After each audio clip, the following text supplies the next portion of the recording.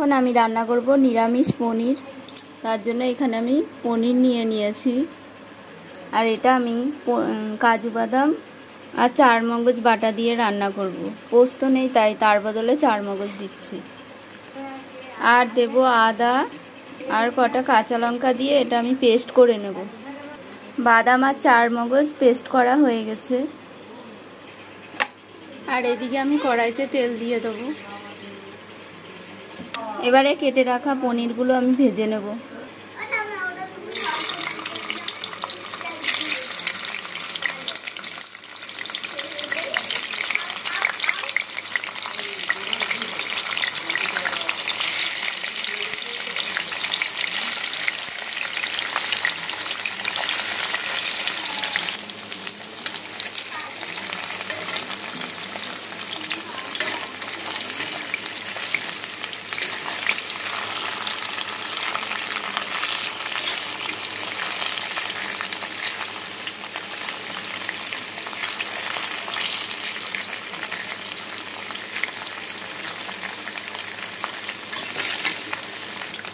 পনিরগুলো ভাজা হয়ে গেছে, এবারে এগুলো আমি তুলে নেব।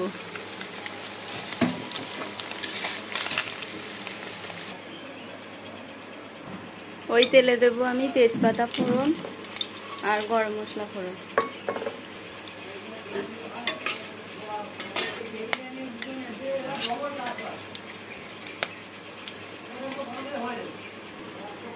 এখন দিয়ে দেবো কাজু বাদাম আর চারমগজ বাটা।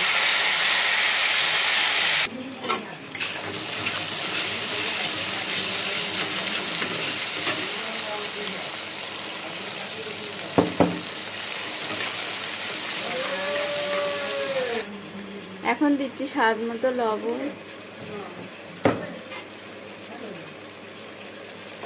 আর দিলাম হলুদ গুঁড়ো।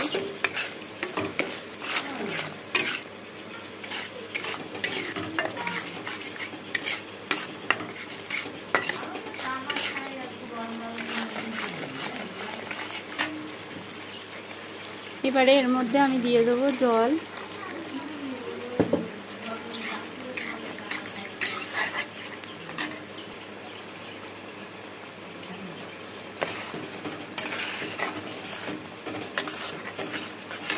মশলাটা ফুটে উঠেছে, এবারে এর মধ্যে আমি ভেজে রাখা পনিরগুলো দিয়ে দেবো।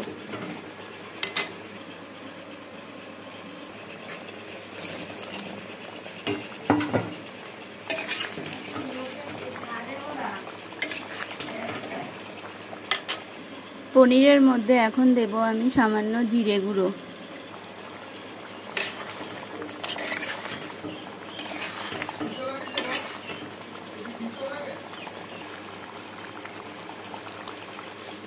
নিরামিষ পনির হয়ে এসেছে, এবার এতে আমি গুঁড়ো গরম মশলা দিয়ে নামিয়ে নেব।